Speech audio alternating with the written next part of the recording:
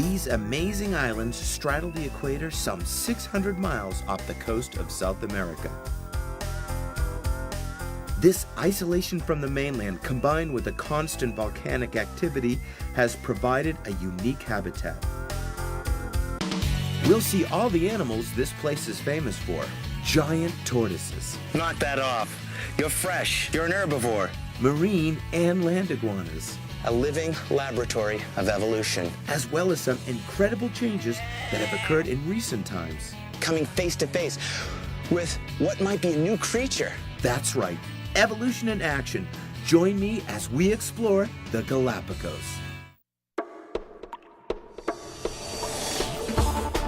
A toad.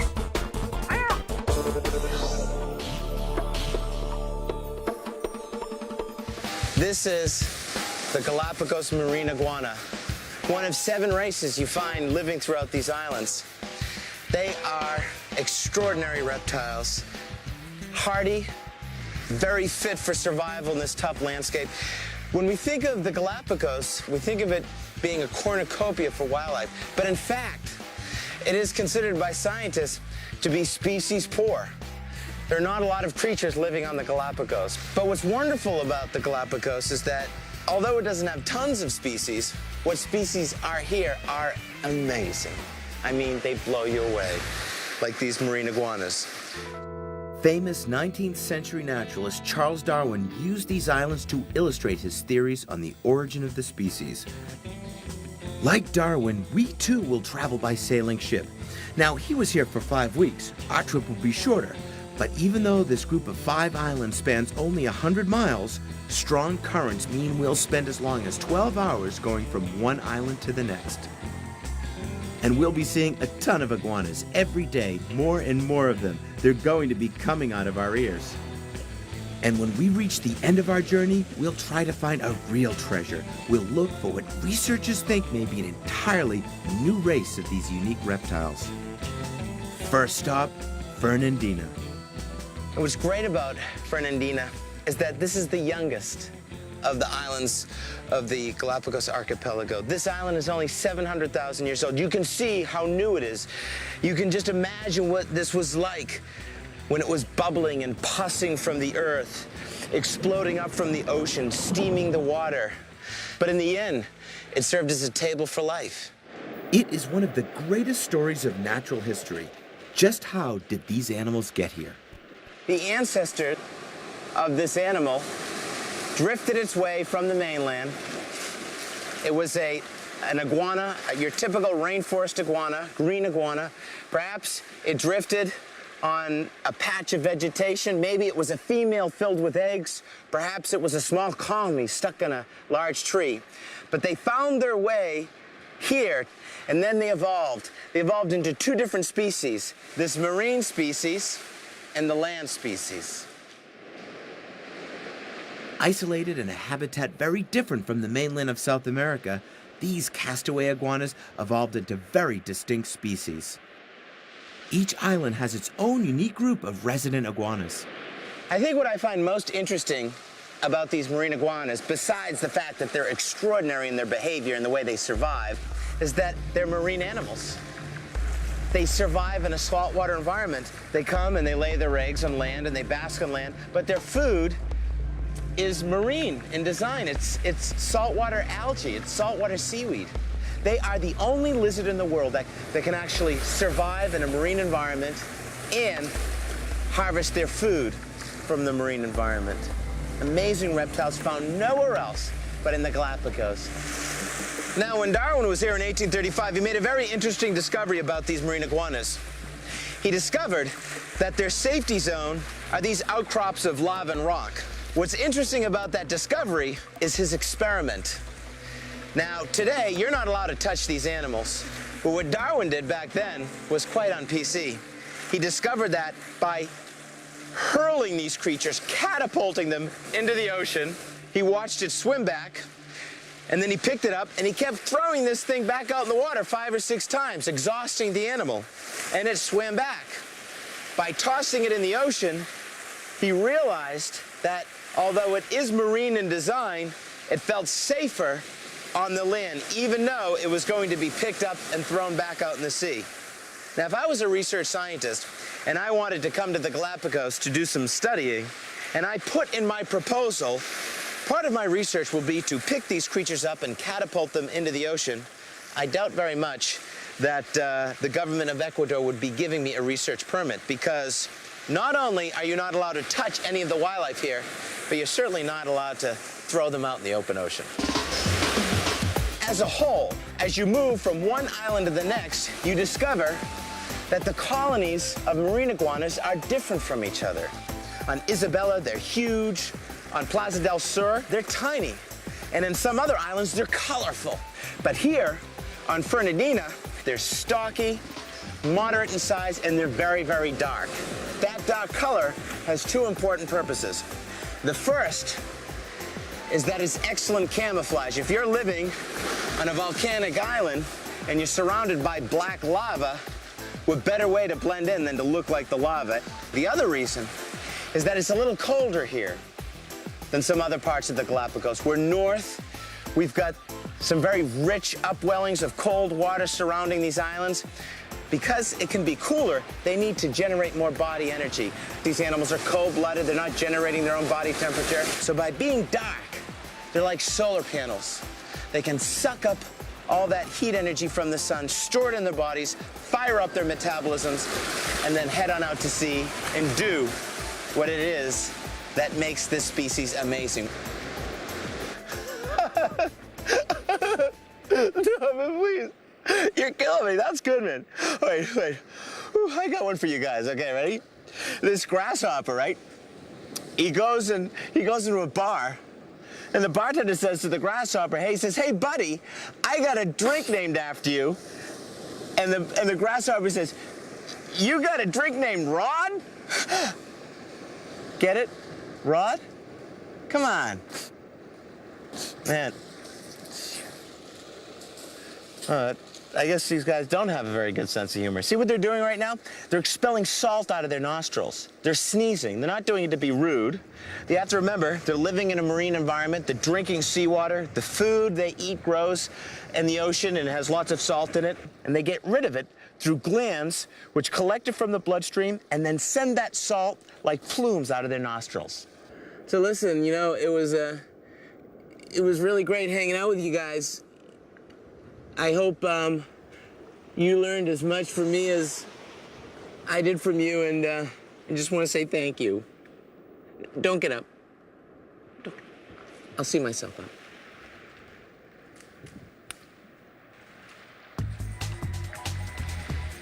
Whoa, look at this, right in front of you.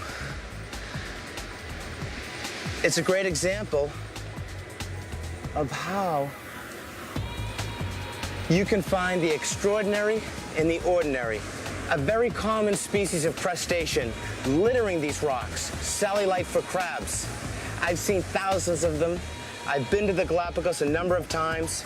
I'm always seeing them scatter across the rocks, but this is the first time I've ever seen this. We actually have a pair of sally-light foot crabs locked in an embrace. They're reproducing. See what he's doing? His shield underneath his abdomen has folded up. It's wrapped around her shield. Have you ever looked at an upside-down crab? It looks like an envelope, right? Well, that envelope part, that shield is up. That way he can pass on his sperm, which she will then use to fertilize her eggs. The Galapagos, always filled with surprises.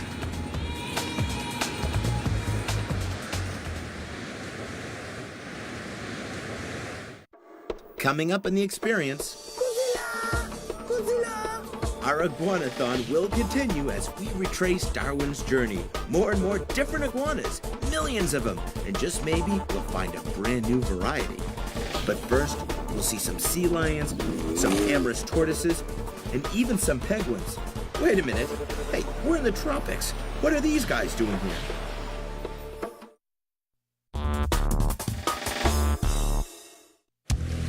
Gracias.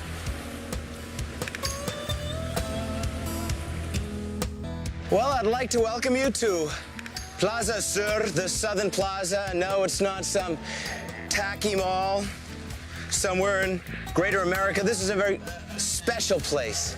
Look at this, we've got this great colony, this great cluster of these Galapagos sea lions. Now there are about 50,000 Galapagos sea lions living here. And they're always sort of battling for the best property, the best landscape, and here it is. Now see that guy coming in? That's the bull. We gotta watch him because that's his territory. This is his space. He's gonna defend this. And the battles between bulls over access to good habitat can be extreme. There is blood, flesh is torn, serious fights. Sometimes there is death. And this is what he wants. And he hopes that by having this plot of land going to the sea, it's got a nice little pool, it's oceanfront real estate, a good place to bring other sea lions. And the sea lions that he would like to come check out his place are the females. He has sex with them. He reproduces with them. Strongest guy, best habitat, has sex with the most females, reproduces with the most females, thus passing on his strong genes to the next generation. Look at him come out. Look at that power. Look at the power in this big bull. Beautiful, beautiful animal. These animals are extraordinary swimmers, masters of the deep. They can dive to hundreds of feet below the surface of the water. They're eating all sorts of things like squid and other. Ooh, gotta give him some space. Hopefully, the pups in this group will be friendlier. So if you look right around us, we have a lot of activity. We have a lot of these pups playing around, and it's in these shallows, these little pools, where these animals practice their swimming skills. So when it's time for them to venture out on their own, when it's time for them to be independent, they have all the behavior they need to survive, because it's at this age where these animals are most vulnerable. These pups just love being close to each other. And look at this. They love contact. They love to lay on each other and be close. That sound you hear is a calming sound. It says, please, you can touch, but don't push me away. Sometimes you can see these animals pile up on each other. You can get huge piles of sea lions. And it looks like these guys are playing and they don't want to play with me. Why don't you want to play with me? I thought we were friends. We're not friends? All right. Well, fine. Here, play by yourself.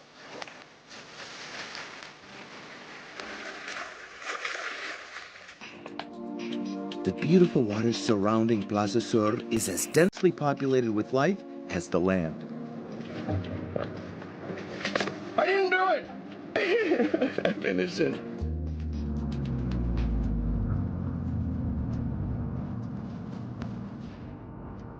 This is a part of the Galapagos that Darwin never had a chance to witness, and even here, underwater, his principles are being acted out. This wonderland is in a constant flux, and just like ashore, these animals must adapt in order to survive. Now, I know you're supposed to let sleeping sharks lie, but look at this guy. What is he doing? For years, scientists believed that the only way sharks could breathe was by moving, having water go in their mouth and through their gills. But look at this. We've disproved those theories. Here are sharks, they're breathing, and they're not moving. There have been so many sightings of groups such as these, lying motionless, that new theories have to be considered. Is it resting? Probably not. It takes a lot of effort to do this. Is it a shark social gathering? A prelude to mating? The jury is still out in scientific circles.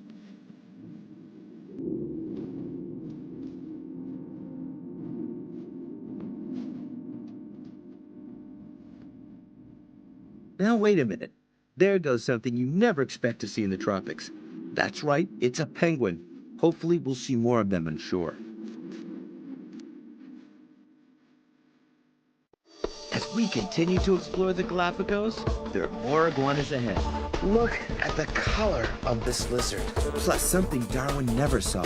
An animal that will be totally unique, totally novel, with its own characteristics for survival.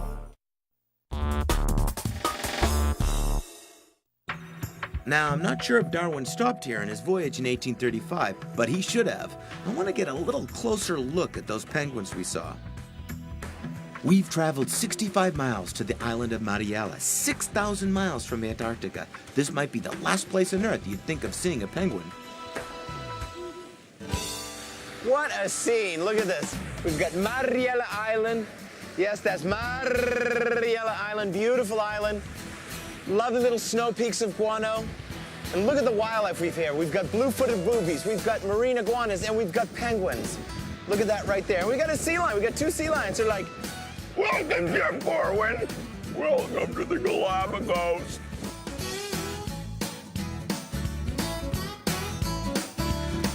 Right here at the bottom of this boulder, we've got some adult Galapagos penguins. I think they're going to come out.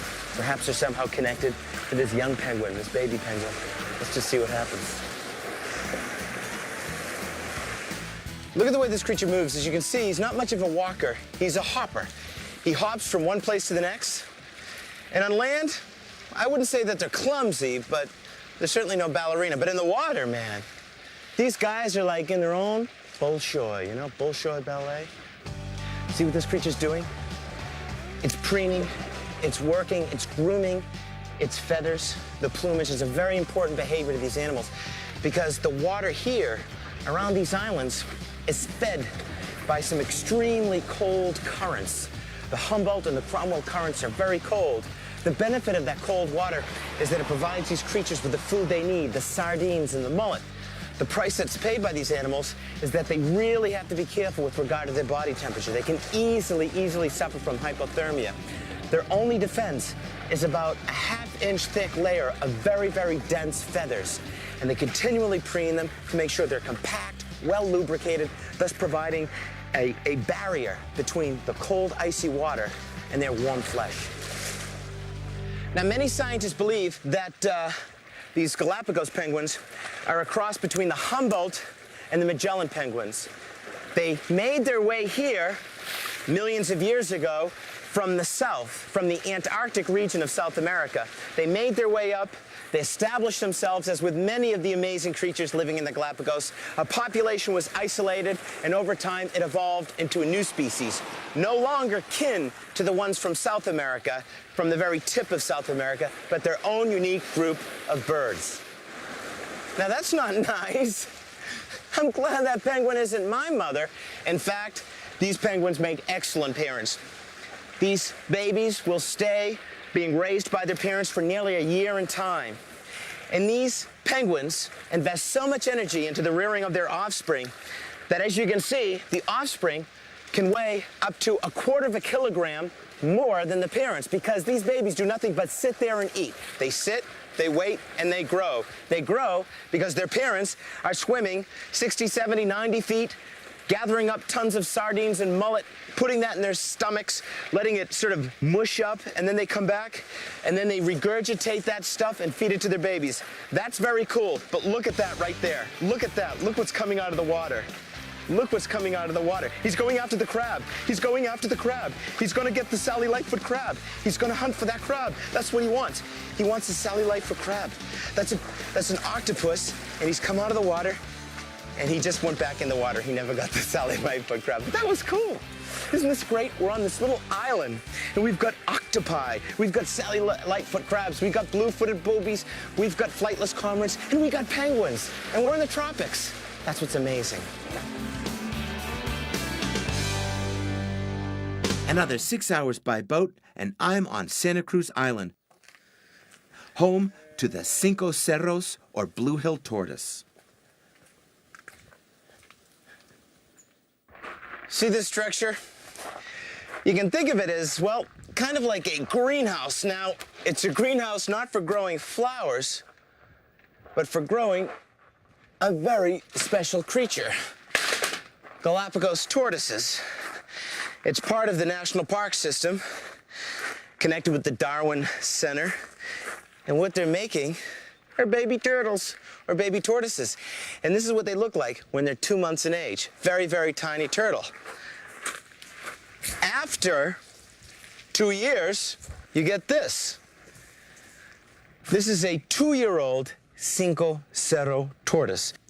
So for millions of years, these animals have flourished on the Galapagos Islands, healthy populations, but when human beings arrived, it changed very quickly, because oftentimes ships moving through the area, hungry for some meat, would stock up on tortoise. okay? Because you can keep one of these animals alive on your boat for up to a year without food or water, and you have access to fresh meat.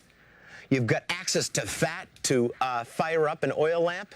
You also drink the liquid that's collected in this creature's bladder. When these animals were hunted, they were flipped over, and you can see this water. They used water as a storage device, and when they would kill the tortoises, they would often drink the water inside their bladder. And that hunting process wiped out these creatures. And in 4 centuries, their numbers were reduced from nearly 200,000 plus tortoises to less than 13,000.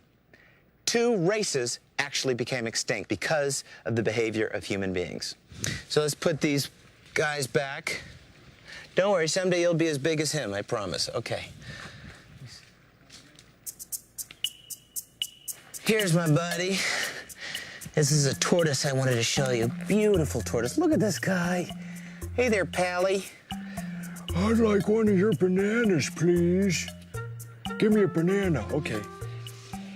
Oh, yeah, I love bananas. I love bananas. This tortoise right here is a Cerro Azul, or the Blue Hill tortoise. If you look at the shell of this individual, you'll notice that it's had some problems, okay? You can see that it's missing some of its scutes. This creature was injured, not because of human beings, but because of a natural event.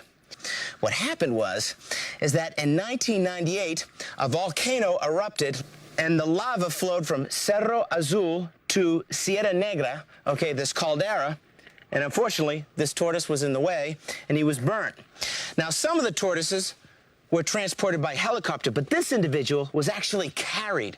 This creature, which weighs hundreds of pounds, was hand-carried by some very dedicated and concerned park rangers, and he was rehabilitated, he was healed. Now he lives a life in captivity, but he's a part of this very important breeding program. He's also an ambassador for this place, sharing the important natural history of these very wonderful turtles.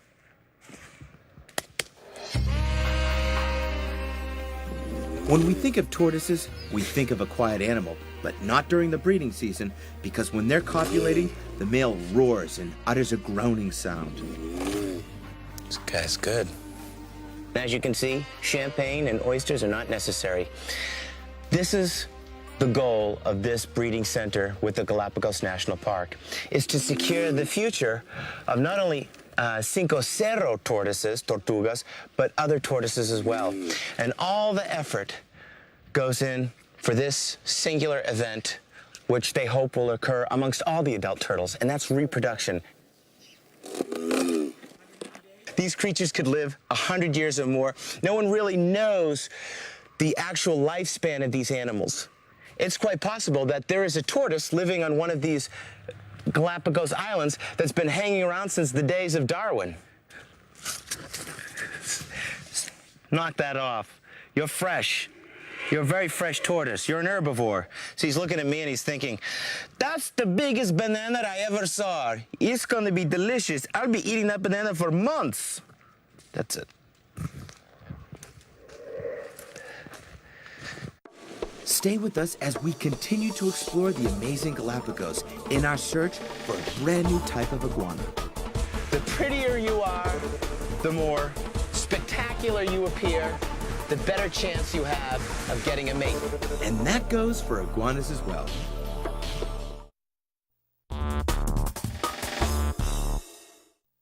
Gracias. It has taken us 10 hours to sail from Santa Cruz to Española, the most southern of the Galapagos Islands. We've got some excellent stuff happening here.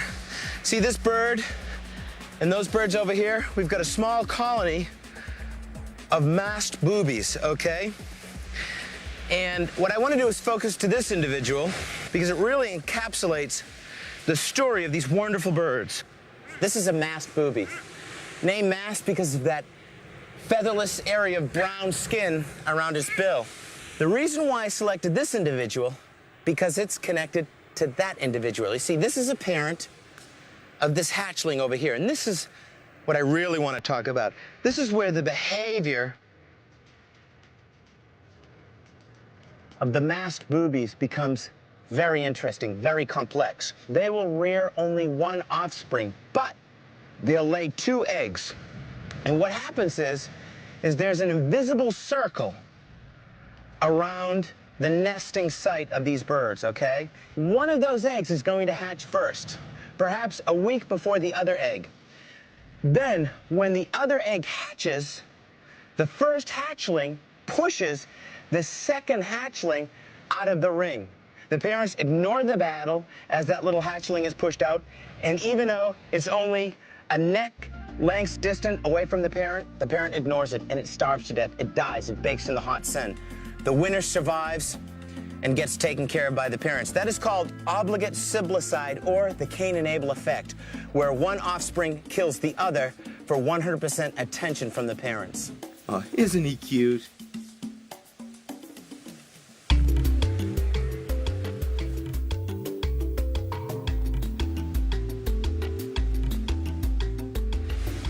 It's a beautiful island, island of Hispaniola, one of the oldest islands in this archipelago, almost 3 million years in age.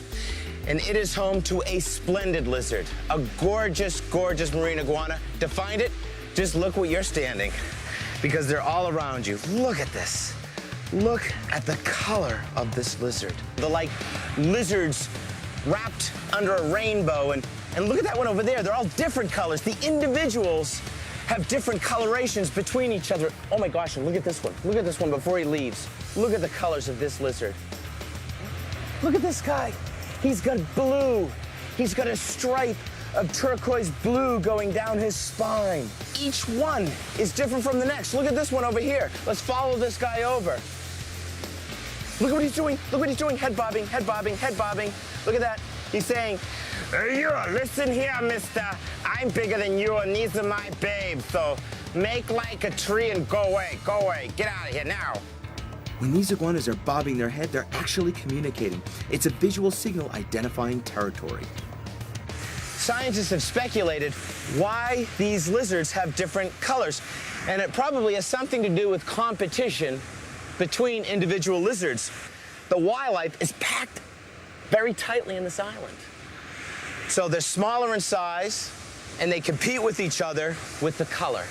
The prettier you are, the more spectacular you appear, the better chance you have of getting a mate. It tells your health. It tells your fitness. It says, see my colors? I'm eating a lot. I'm eating well. Yes, Jeff Corwin. Yes, I agree with you. You are very intelligent, Jeff. I know I am. So, tell me more about the iguanas, Jeff Corwin. Share with me your knowledge. I'd be very happy, my young friend, the lava lizard, my apprentice, learning about his world, the world of herpetology. And the herpetology is extraordinary here in Hispaniola because we've got this female. She's working away. She's digging. She's blowing tons of her energy just to excavate this nest. And she's going to go a half a meter or more into the earth. And not only does she have to be powerful enough to rip into the earth, rip away roots of saltbush, and pull out those stones and earth, but she must also defend her territory from other females who have actually been known to dig up and destroy the eggs of other iguanas, and then claim the nest for their own. Look at this, what's happening right here. This female has went through so much work to dig that nest. Now she's gonna stand guard because there's another female and she's like, get out of here, get out of my nest. Listen here, my mouth is open, I'm furious, I'm a mama on a mission and I'm getting my babies in that hole. And look at, she's like, boy, look at Florence. Florence says, you get out of here too.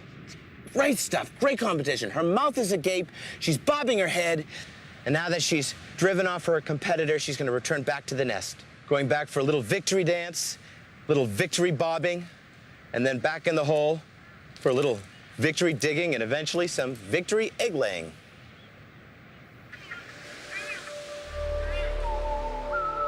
Remember that scene in Alien?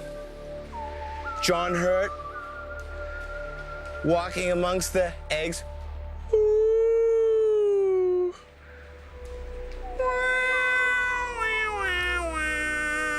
Ah. Check it out. Awesome stuff. Exciting stuff.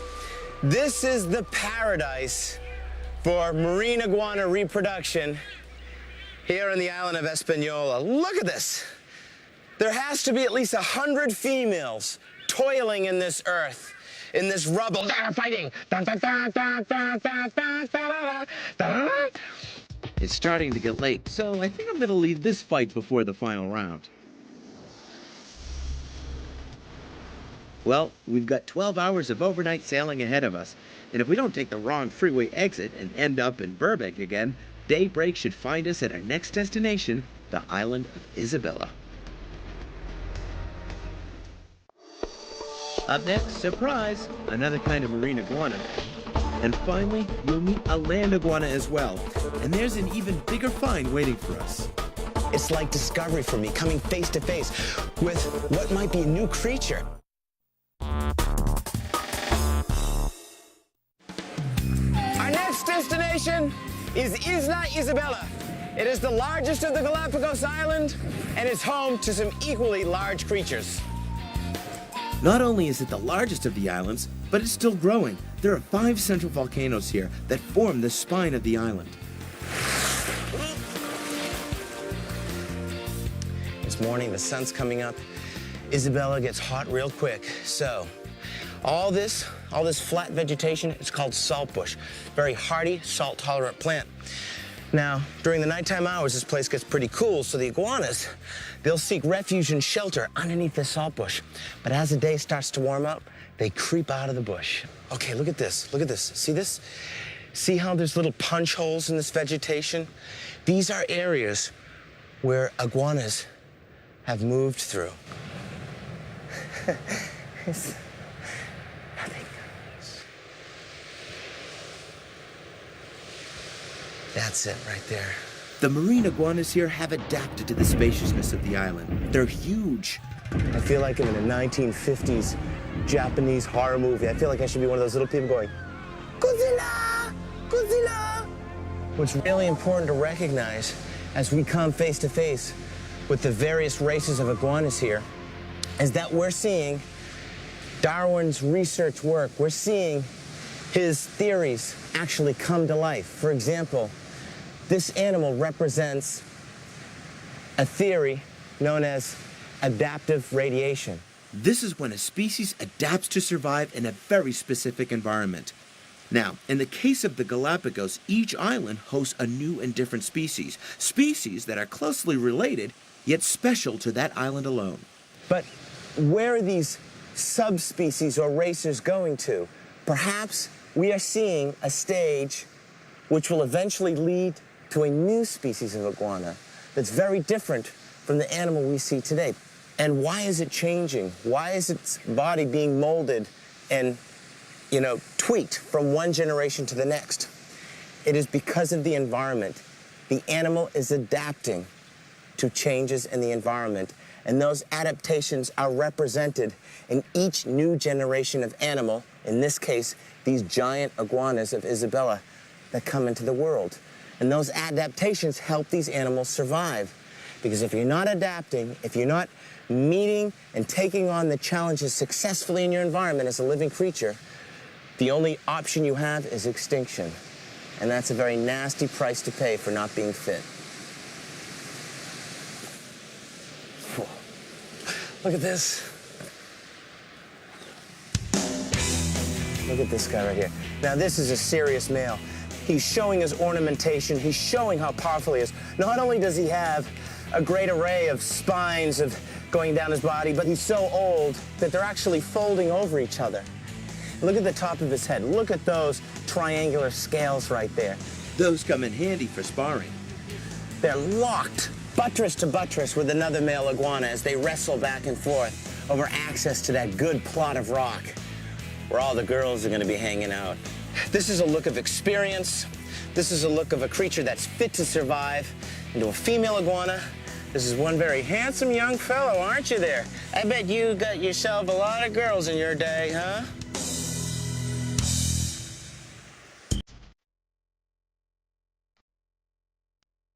So far, I've only shown you marine iguanas, but here, finally, is a Galapagos land iguana. Well, he's here somewhere. This. The iguana came out of this burrow right there, moved this way. He stopped here. He relieved himself, and then he moved right there. Look at the colors of it. The top is almost a copper color, while the bottom and the head is a beautiful, beautiful yellow, and the eyes are red, okay?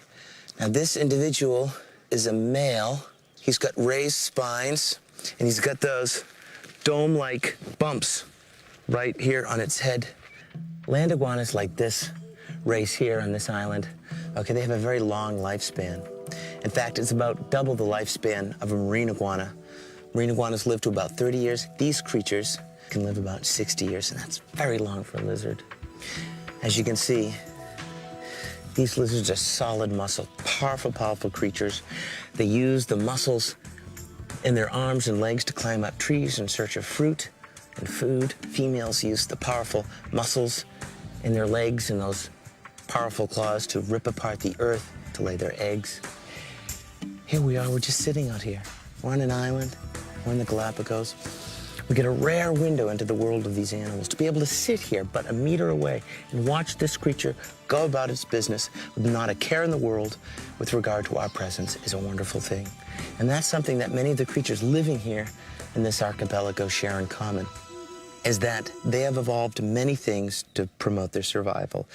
They have unique adaptations with regard to the way they're built or their behavior, but one behavior they do not possess is a fear of predation, because animals have been allowed to evolve for millions of years on these islands without the impact of a creature coming to eat them.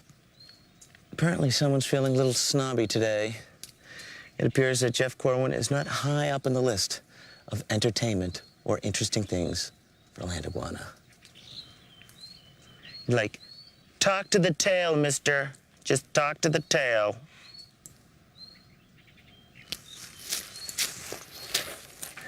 Oh, we're gonna get a little... See, my foot is valuable territory to these guys. They're gonna fight over my foot. How's that, huh? Pretty cool. I never knew flat feet were valuable to Galapagos land iguanas, but now we know. You're the victor. I'm a size 10.5. I hope it's what you were looking for. If Darwin were alive today, he'd be amazed at some of the adaptations of these iguanas. Scientists believe that the land iguanas of Isabella have evolved to such an extent that they're well on their way to becoming their own species. Looks like I'm staring face to face with a T-Rex, but this is no dinosaur. This is a very modern, beautiful lizard, a land iguana. And I thought they were more specific to cactus. I knew they'd eat all sorts of stuff, but this is an excellent example, some more evidence to give us a better feel for the diet of these creatures. So not only are they eating the paddle cactus, but they're eating this plant right here. This is a native plant to these islands. And this iguana has pulled himself up, and he's just munching away. And look how beautiful he is. Stay with us because our voyage through the Galapagos continues with an amazing find. It's like discovery for me, coming face to face with what might be a new creature.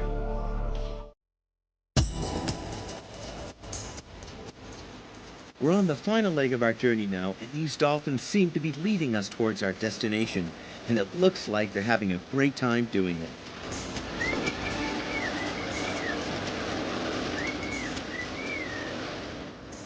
East of Isabella, beyond Santa Cruz, is an island where something special is happening. An island where something brand new is evolving.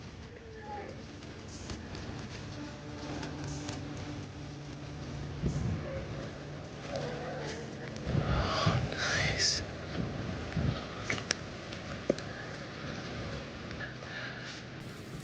Wow. God bless you. Look at this. This lizard in front of us is the most exciting because what we have here is a hybrid. Watch him as he climbs down. Look at this lizard. It is no ordinary reptile, okay? Let me come around here very carefully. There he goes. Bing, bing, bing, bing, bing, bing. Look at this. This is an amazing thing to see. what we're witnessing are the words of Darwin coming to life, because this iguana is the product of a mating between a marine and a land iguana. What we have is a hybrid. 10 million years ago, the ancestors of land and marine iguanas arrived in these islands. And then that ancestor split into one group that ate the algae at the ocean, okay, the marine iguanas, and the other group that took refuge up in the land and was eating the plants and the cactus. He's just laying out now. See, he doesn't think he's anything special. He's just, I'm here absorbing the sun like all the other iguanas do. But you're no ordinary iguana. Part marine, part land, first generation, okay? So how do we know it's a hybrid? What makes him unique? The first thing you notice is it's very black, just like the marine iguanas. You're not seeing the yellow that you would find on the land iguanas, but what you are seeing is some whitish pigment, which is often seen around the neck of the land iguanas, but it's broken up by the black. The other thing you'll notice is that the muzzle on this beast, okay, is very flat, very rounded and flat. And that's something you'd see in the marine iguanas, because the marine iguanas need that flat muzzle when they're grazing on seaweed, when they're grazing on algae, on the rocks and in the ocean. And all that comes together and just shows us this mixing of two species. We really don't know where this is going to go. This is very new. This has just happened in the last few years. As a naturalist, I find this experience so exciting, because the words of Darwin that have been expressed in his journal while aboard the Beagle or from The Origin of the Species are coming alive. It's like discovery for me, coming face to face with what might be a new creature, okay? What might be an animal that will be totally unique, totally novel, with its own characteristics for survival, showing us how creatures adapt to survive. Or maybe it's something else. Maybe it's an experiment that ends here. Maybe this animal's like a mule, a cross between a horse and a donkey. And what a mule might share in common with this lizard is that it's sterile. And that would be the end. The experiment has gone awry. Who knows? To get the real answer, stick around for a couple of thousand years. The Galapagos has been such a dramatic series of encounters. I think it deserves a big ending.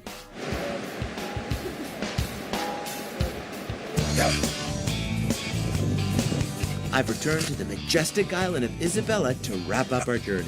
Whoa, look at that view. Incredible. Look at this. Wow, isn't that amazing? The second largest caldera in the world, Sierra Negra. At some points, it's 6 miles long. You can find like areas over there. It's about 1,000 feet deep. And in its origin, 1 million years ago, its presence was violent. It bubbled up from the earth. The lava was piping hot. It fried everything in its path. But in the end, out of that violence came life, because it was substrate. It was surface for life forms to grow. First came the plants, and then came the animals, both along wind and water. And Galapagos is an extraordinary place.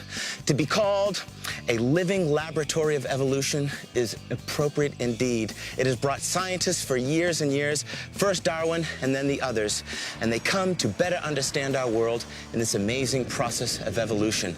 But I think it's important for us to remember that although many of the creatures that live here are hardy in nature, overall, this is a very sensitive place. And what we do here can have an impact, and we might as well make it a positive one. Until we meet again, I look forward to our next wildlife experience. Come on, let's go. Let's go. Come on, let's go. All right, this is where I ride off into the sunset. Hey, would someone move those clouds? Come on, I need a sunset.